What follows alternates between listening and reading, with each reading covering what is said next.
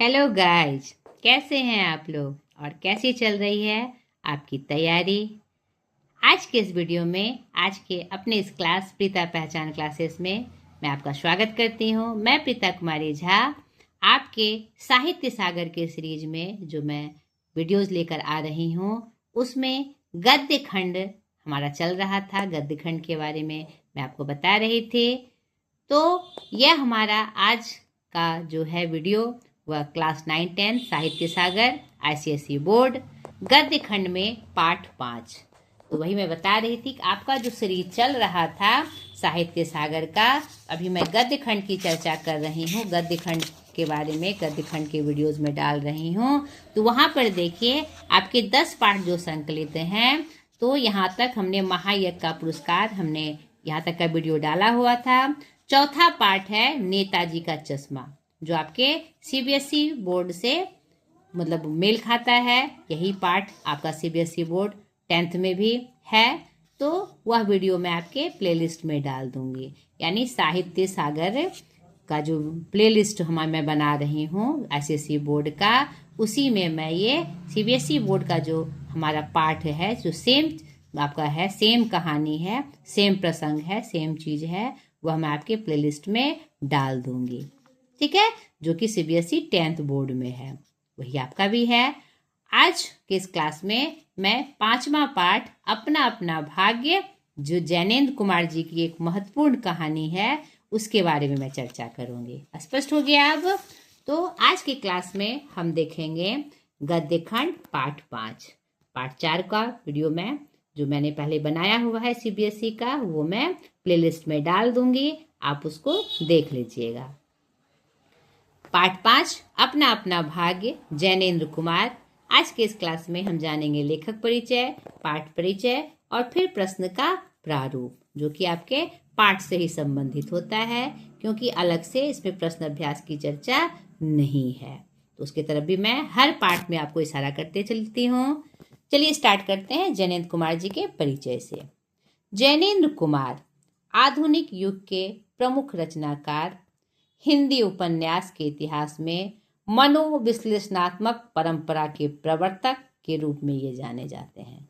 इन्होंने उपन्यास के माध्यम से जो हमारी जो मानसिक अवस्था है, मतलब मन को पढ़ने वाले ये रचनाकार हैं कि क्या स्थिति होती है, वास्तविक मानसिक क्या स्थिति होती है, यह बड़े ही सुंदर ढंग से इसको पढ़कर वह मुखर करते हैं, हमारे सामने प्रस्तुत करते हैं।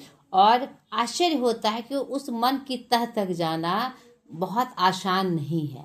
वास्तविक रूप में उसका क्या स्वरूप है, वहाँ तक पहुँचना ये आम लोगों के मतलब बस में नहीं है। यह कोई बहुत बड़ा विरले ही कर सकते हैं। उसमें जैनेन्द्र कुमार जी को महारत हासिल है। तो चलिए, इनका जन्म 2 जनवरी 1905 को कौड़ियागंज अलीगढ़ में हुआ था। इनके बचपन का नाम आनंदीलाल था। इनकी प्रारंभिक शिक्षा हस्तिनापुर के गुरुकुल से हुई और बचपन में ही पिता की असामयिक मृत्यु होने के कारण उनका लालन पोषण माता और मामा ने किया। ठीक है, तो इसलिए इनकी प्रारंभिक शिक्षा हस्तिनापुर के गुरुकुल में हुई। उच्च शिक्षा इन्होंने काशी हिंदू विश्वविद्यालय से प्राप्त की। कांग्रेस के असहयोग आंदोलन में भाग लेने के लिए इन्होंने 1921 में पढ़ाई छोड़ी। यानी हमारे पूरे देश में जो उस समय का स्वरूप था, जो धारा बह रही थी स्वतंत्रता प्राप्ति के लिए असहयोग आंदोलन की, उसमें शामिल होने के लिए उन्होंने पढ़ाई छोड़ दी। असहयोग आंदोलन के बाद वे व्यापार और पत्रकारिता की तरफ लौटे, लेकिन कुछ समय के बाद स्वतंत्र रूप से लेखन की दुनिया में आ गए और इसे ही अपना पेशा बनाया। ठीक है, इनकी पहली कहानी खेल, जो 1928 में विशाल भारत, जो एक प्रमुख पत्रिका थी उस समय की, उसमें प्रकाशित हुई थी। इनकी प्रमुख रचनाओं में परख, सुनीता, त्यागपत्र, मुक्तिबोध आदि है, जो कि उपन्यास है इनका। फांसी, नीलम देश की राजकन्या, पाजेब आदि जो इनका कहानी संग्रह है, इनकी प्रमुख रचनाएं हैं। पुरस्कार और सम्मान के रूप में इन्हें साहित्य अकादमी पुरस्कार मुक्तिवाद उपन्यास के लिए 1966 में ये बात आपको याद रखनी है, क्योंकि ऑब्जेक्टिव में ये सब पूछा जाता है। साहित्य अकादमी फेलोशिप सर्वोच्च पुरस्कार 1979 ईस्वी में। पद्म भूषण भारत सरकार द्वारा 1971 में साहित्य में अनुपम योगदान के लिए। डी लिट की मानद उपाधि 1973 में दिल्ली विश्वविद्यालय और आगरा विश्वविद्यालय दोनों द्वारा इन्हें डी लिट की उपाधि प्रदान की गई। इनका निधन 24 दिसंबर 1988 को हुआ। ये इनका संपूर्ण परिचय शॉर्ट में हमने आपको दिया। अब चलिए कहानी अपना अपना भाग्य शीर्षक से ही यहाँ पर परिलक्षित हो रहा है कि ये बहुत ही महत्वपूर्ण कहानी और किसी बहुत ही मतलब मानसिक दशा का ऐसा वर्णन, ऐसा पाठ जो कि शीर्षक से ही पता चल रहा है। अपना अपना भाग्य, यानी किसी विषय वस्तु को सटीक रूप से बताने के लिए उन्होंने जो शीर्षक का चुनाव किया, यह भी अपने आप में बहुत ही सुंदर है।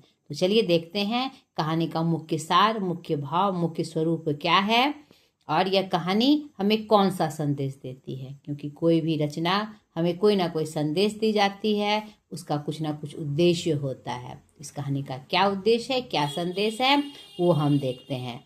और जितने भी आधुनिक काल के रचनाकार हुए, उनका यथार्थ से सीधा रिश्ता था और उन्होंने जो समाज में जो घटनाएं हैं, जो स्वरूप है, उसका सीधा वर्णन हम तक पहुंचाया और एक जागृति लाई समाज में। उनके तरफ हमारा ध्यान आकर्षित किया, अगर ऐसा है तो क्यों, और नहीं है तो क्यों नहीं, इसके तरफ भी हमारा लगातार ध्यान आकर्षित किया है हमारे जो सशक्त लेखक और रचनाकार हैं अपने रचना के माध्यम से, जिनमें जैनेन्द्र कुमार जी बहुत अग्रणी थे।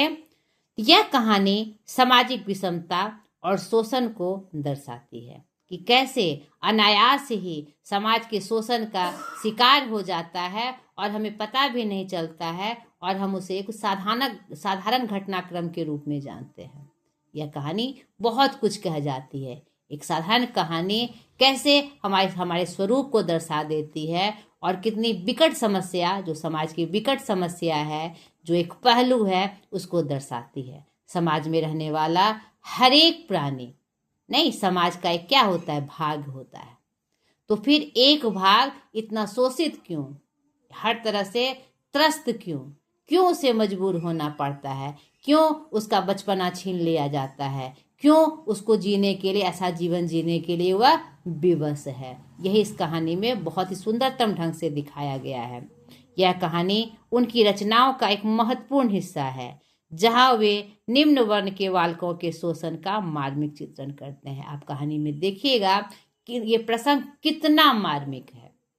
एक बच्चा जिसे जीने का पूरा अधिकार है समाज में, उसकी जो मानसिकता है, जो उम्र है, उसको खुलकर जीना सबका अधिकार है, हर एक बच्चों का अधिकार है। फिर एक परिवार का एक बच्चा उसको झेलने में, कठिनाइयों को झेलने में क्यों त्रस्त है, क्यों उसे वो सुविधाएं नहीं मिल पा रही है। जो सरकार इतनी बड़ी बड़ी बातें करती है कि हर घर में भोजन उपलब्ध हो, वस्त्र उपलब्ध हो, तो फिर वह उससे अछूता कैसे रह जाता है, क्यों नहीं पहुंच पाता।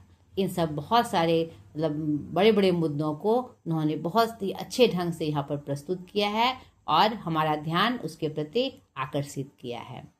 यह कहानी लेखक जैनेन्द्र की विचारशीलता को भी दर्शाती है, जहां वे व्यक्ति पात्रों की मानसिक गहराई में उतरते हैं कि सबकी क्या भूमिका होती है समाज में। जो कोई घटनाक्रम जो हम इसे साधारण रूप में हम देखते हैं और हमारी मानसिकता उसके प्रति कैसी रहती है, हम क्या सोचते हैं उसके बारे में, इसको भी इन्होंने बड़े सुंदर ढंग से दर्शाया है कि जिस घटना को हम साधारण नाम देते हैं वह उस व्यक्ति के लिए कितना महत्वपूर्ण है। एक ही मानवीय जीव दो रूप को कैसे झेल सकता है, एक के लिए वह आम घटना और किसी के लिए पूरा जीवन ही खत्म। ये दोनों इतना असामान्य कैसे हो सकता है, इसको भी इन्होंने बहुत सुंदर ढंग से दर्शाया है। चलिए कविता की पंक्तियों के माध्यम से हम इसे और स्पष्ट रूप से देखें। यहाँ पर आपके पाठ पुस्तक में संकलित यह कहानी अपना अपना भाग्य। और इसके जो लेखक हैं जैनेन्द्र कुमार, उनका भी कुछ परिचय आपके पाठ्य पुस्तक में निहित है, उसे भी आप जरूर देख लीजिएगा। ठीक है, तो कहानी के घटनाक्रम को, इसके जो प्रमुख पात्र हैं उसको हम देख ले। इस कहानी का प्रमुख पात्र एक बच्चा है, एक मध्यम वर्गीय परिवार का बच्चा, जो घर से त्रस्त होकर, घर की अवस्था से त्रस्त होकर, क्योंकि वहाँ उसके बहुत भाई बहन थे, ना भोजन मिलता था, ना कपड़े, ना वस्त्र, मतलब कि कोई सुविधा नहीं, उससे त्रस्त होकर, ताकि माँ बाप का बोझ थोड़ा कम हो, वह शहर भाग आता है ताकि वह मतलब थोड़ा सा बोझ अपने परिवार का कम कर सके। उसके पास ना कोई रास्ता है, ना ही कोई उद्देश्य है। जिसका पेट ही ना भरता हो, वह और उद्देश्य को कितना अपने जीवन में स्थान दे सकेगा। उसे तो पता ही नहीं कि जीवन का सही अर्थ क्या है, जीवन का सही स्वरूप क्या है। भोजन मिल जाए यही उसके लिए बहुत है। इसी कसम में वो अपने एक दोस्त के साथ अपने गांव से भाग जाता है, ताकि परिवार का बोझ कम हो, पिता माता का बोझ कम हो, कम झगड़े हो, उसके हिस्से की रोटी उसके भाई बहन को मिल जाए, थोड़ा सा बोझ कम हो।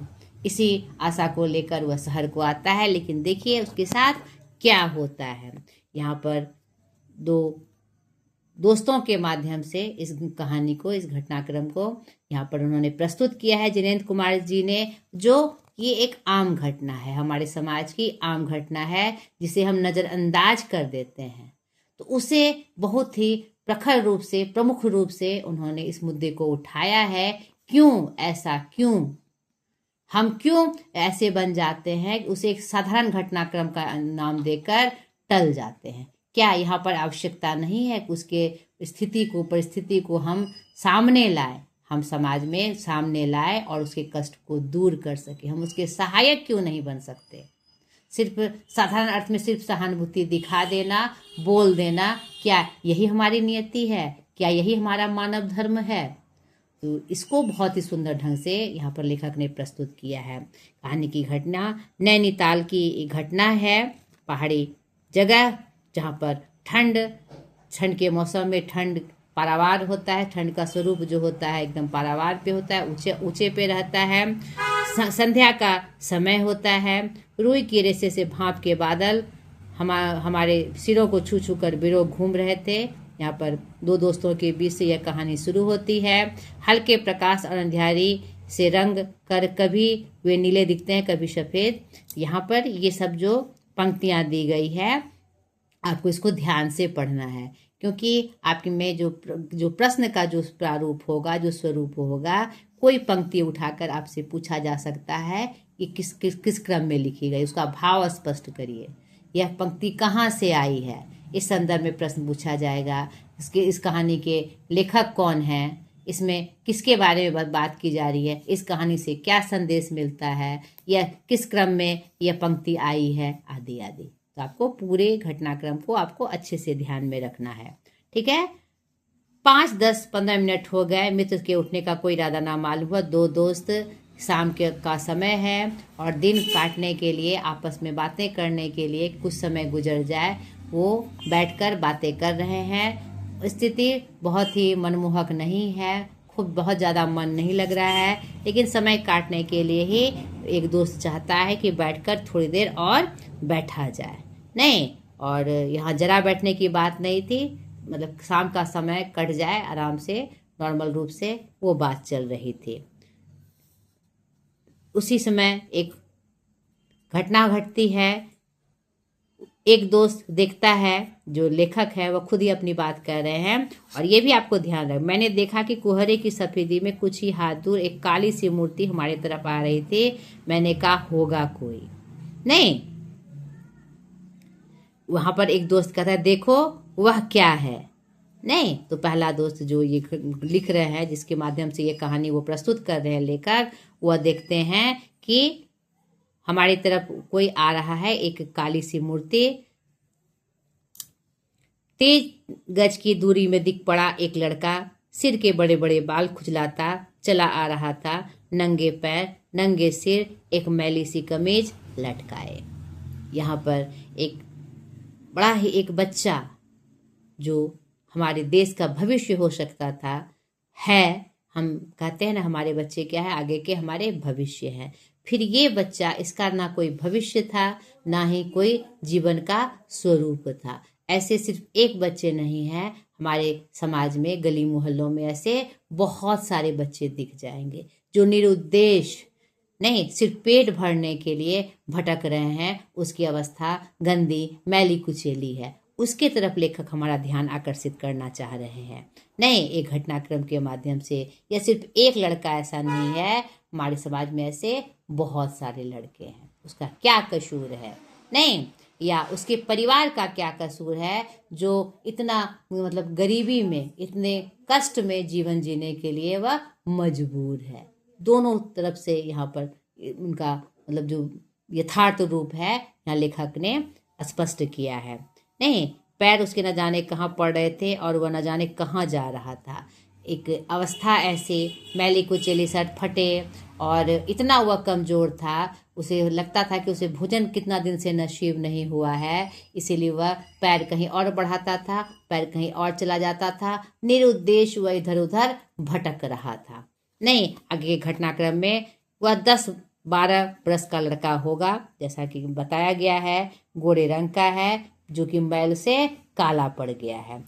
आंखें अच्छी, बड़ी, सूनी, माथा जैसे अभी से झुर्रियाँ खा गई हो, यानी भोजन के अभाव में, अच्छी व्यवस्था के अभाव में उसका शारीरिक स्थिति ऐसा था ना। वह हमें ना देख पाया, वह जैसे कुछ भी ना देख रहा था, ना नीचे की धरती, ना ऊपर चारों फैला हुआ कोहरा। यहाँ पर ये पंक्ति बहुत ही गंभीर रूप से आई है। ये पंक्ति भी आपको उठा के दी जा सकती है और पूछा जा सकता है इस प्रसंग का क्या मतलब है, आशय स्पष्ट करे, भाव स्पष्ट करे।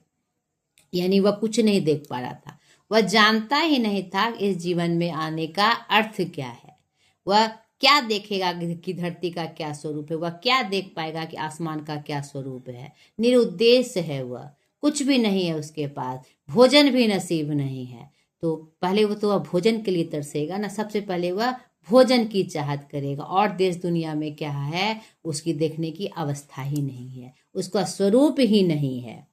ठीक है, एकाकी दुनिया में वह बस अपने निकट वर्तमान को देख रहा है कि यही वर्तमान है, जो उसकी अवस्था है उसे वह उसी नियति को मान रहा है, नहीं कि यही नियति है और यही दुनिया है।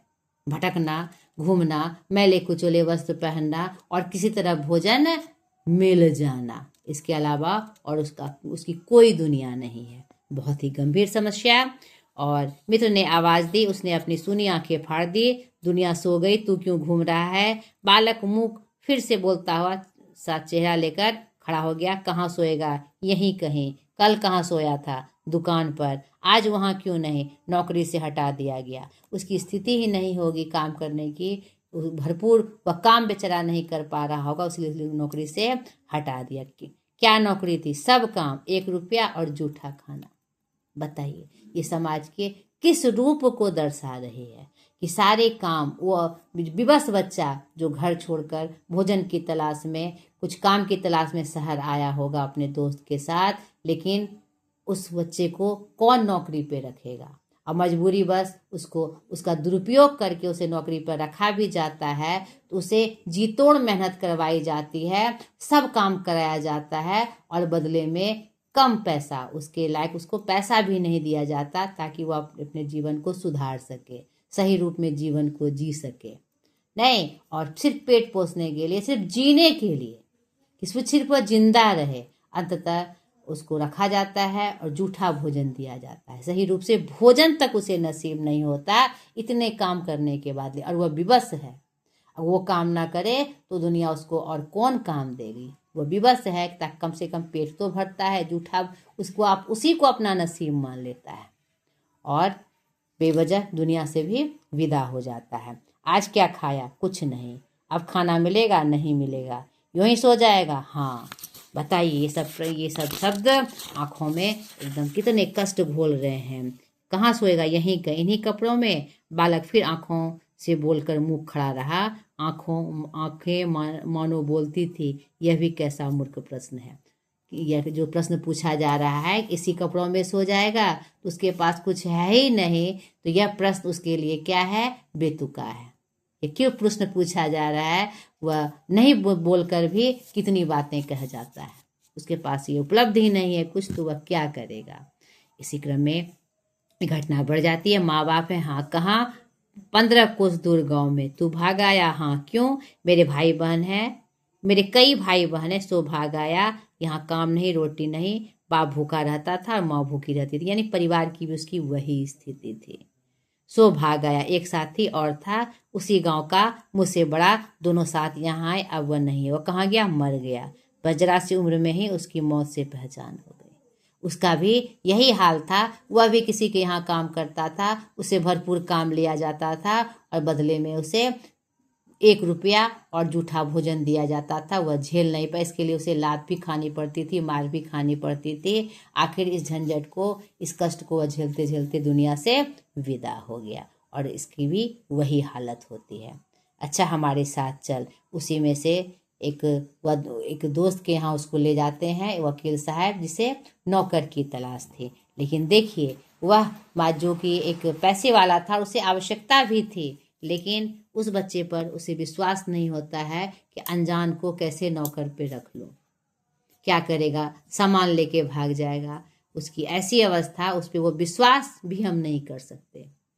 इस मानसिकता को यहाँ पर लेखक ने भी बड़े अच्छे ढंग से यहाँ पर प्रदर्शित किया है। अजी यह पहाड़ी बड़े शैतान होते हैं, बच्चे बच्चे में अवगुण छिपे रहते हैं। हम बिना वजह ही उसका पूरा बायोडाटा खोल कर रख देते कि ऐसा होगा ऐसा होगा, या जानने की भी कोशिश नहीं करते कि वास्तव में उसकी वास्तविक स्थिति क्या है, वह किस चीज के लिए वह आतुर है, उसकी क्या आवश्यकता है। हमारी ऐसी मानसिकता हो गई है। तो यहाँ पर बिना सोचे समझे ऐसी मानसिकता हम क्यों बना लेते हैं किसी के प्रति, और वो उसे काम पर नहीं रखते। गुजारिश भी की जाती है दोस्तों के द्वारा कि अरे मेरी बात मानिए, ये अच्छा लड़का है, तो आप भी जो बस खूब हैं, ऐसे गैर को नौकर बना लिया तो अगले दिन यह जाने क्या क्या लेकर चंपत हो जाए। आप मानते ही नहीं, मैं क्या करूं। उसे मनाने की कोशिश भी की जाती है उस वकील साहब को, लेकिन वह नहीं मानते और वह आराम से अपने कमरे में मसहरी तान के, नेट तान कर सोने के लिए चले जाते हैं। उससे कोई मतलब नहीं कि वह बच्चा क्या है नहीं है, वह थोड़ा भी समय उसके प्रति देना नहीं चाहते हैं। बालक कुछ ठहरा और वो जो दोस्त थे, जो लेखक थे, असमंजस में पड़े रहे। तब वह प्रेत गति से एक और बढ़ा और कोहरे में मिल गया। वह बच्चा समझ गया कि यहाँ भी कुछ होने वाला नहीं है, क्योंकि इन घटनाक्रम से उसे रोज पाला पड़ता था। उसे ऐसे ही दुत्कारा जाता था और उसे झूठा, फरेबी, चोर, ये सब हमेशा से उसको सुनने की आदत हो गई थी। वह समझ गया यहाँ भी कुछ नहीं हो सकता, नहीं। और वह दोनों दोस्त की जो बातें होती है कि मैंने निस्वार्थ की फिलॉसफी सुनाई, चलो पहले बिस्तर में गर्म हो लो, फिर किसी की चिंता करना। सिकुड़ते हुए मित्र ने कहा, भयानक शीत है, उसके पास तो बहुत कम कपड़े हैं। यानी कि हम सोचते हैं लेकिन फिर अपने को टाल जाते हैं कि क्या ज़रूरत है ऐसे लोगों के बारे में बोलने की, सोचने की। अगर ज़्यादा सोचे तो मुझे करना पड़ेगा। यहाँ पर इस मानसिकता को भी यहाँ पर लेखक ने दर्शाया है। और दूसरी तरफ से क्या जवाब आता है, यह संसार है यार, मैंने स्वार्थ की फिलॉसफी सुनाई, चलो पहले बिस्तर में गर्म हो लो। यानी सबको अपनी अपनी चिंता है, उसकी चिंता करने वाला कोई नहीं, जो एक समाज का हिस्सा है नहीं, कि एक छोटा बच्चा, 10-12 साल का बच्चा, जिसके खेलने की उम्र है, घूमने की उम्र है, हर तरह से सुख सुविधाओं की उम्र है, एक वर्ग का ऐसा बच्चा, वह क्या है, ऐसे जीवन जीने के लिए विवश है। दूसरे दिन नैनीताल स्वर्ग के किसी काले गुलाम पशु से दुलार कर वह बेटा, वह बालक निश्चित समय पर हमारे होटल डी पब में नहीं आया। यानी होटल के बाहर जो जहाँ पर दोनों दोस्त ठहरे थे वह नहीं आया। अपनी नैनीताल सैर खुशी खुशी खत्म कर चलने को हुए। उस लड़के की आस लगाए बैठे रहने की जरूरत हमने ना समझी। कौन समझता है, कौन किसी को याद रखता है। ऐसे ही एक दिन पहले मिला था तो उसकी चर्चा चल गई। नहीं, मोटर पर सवार होते ही समाचार मिला, पिछली रात एक पहाड़ी बालक सड़क के किनारे पेड़ के नीचे ठुठुर कर मर गया। एक आम घटना, जो बच्चा जो कि एक मुख्य भाग है समाज का, वह ठिठुर कर मर गया और इसे एक आम घटना की तरह लिया गया। क्यों ऐसा, क्यों? एक बहुत ही बड़ा प्रश्न चिन्ह लेखक यहाँ पर छोड़ते हैं। मरने के लिए उसे वही जगह, वही 10 बरस की उम्र में और वही काले चित्रों की कमीज मिली। आदमियों की दुनिया ने बस यही उपहार उसके पास छोड़ा था। ऐसी दुर्गति वाली मौत हुई उसकी और उसका वही उपहार था। क्यों ऐसी स्थिति, समाज के एक वर्ग की ऐसी स्थिति क्यों? यह बतलाने वालों ने बताया कि गरीब के मुंह पर छाती, मुट्ठियों पर, पैरों पर बर्फ की हल्की सी चादर चिपक गई थी। वहाँ पर यानी चारों तरफ उसको देखने वाला, ढकने वाला भी कोई नहीं था। बर्फ की चादर से वह ढकी थी, जैसे प्रकृति गोद में उसके मतलब कि जो कमियां हैं उसको ढक रही थी, अपनी चादर में उसे ढक रही थी। यह बहुत ही संवेदनात्मक कहानी और एक बहुत ही गंभीर प्रश्न, समाज का एक बहुत ही गंभीर प्रश्न कि हमारे समाज में एक वर्ग ऐसा भी है जिसे आज भी सही रूप से भोजन वस्त्र नहीं मिल पाते। वह हर तरह से त्रस्त है और बच्चे मतलब कि आगे नहीं बढ़ पा रहे हैं। उसे पढ़ाई क्या, नौकरी क्या, उसे भोजन भी सही प्रकार से उपलब्ध नहीं हो पा रही हैं और ऐसे ही मौत को झेलने के लिए, ऐसे ही जीवन जीने के लिए वह विवश है। बहुत ही गंभीर समाज के यथार्थ रूप का चित्रण इस कहानी से प्राप्त हुआ। बहुत ही भावुक, बहुत ही संवेदनशील। अगर कोई एक भी हम ऐसे व्यक्ति के लिए खड़े हो जाए, ऐसे परिवार के लिए खड़े हो जाए, तो वह भी हमारे समाज का एक प्रमुख हिस्सा बन सकता है, उसे भी सुविधाएं मिल सकती है। इस तरह यहाँ पर लेखक इशारा करते हैं। बहुत ही संवेदनशील कहानी। तो आशा करती हूँ जो आपके पाठ में संकलित है, इसे समझाने में मैं आपकी सहायक हुई होंगी। इस कहानी को अच्छे से फिर से पढ़ लीजिएगा। इसकी एक एक घटनाक्रम आपको पता होनी चाहिए, एक एक संवाद आपको पता होने चाहिए, किस क्रम में कौन सी बातें हुई, क्योंकि उसी से संदर्भित आपके प्रश्न आते हैं। तो आज तक के वीडियो में इतना ही। अगले वीडियो में फिर एक नए पाठ के साथ मैं हाजिर हो जाऊंगी। आज तक के लिए इतना ही।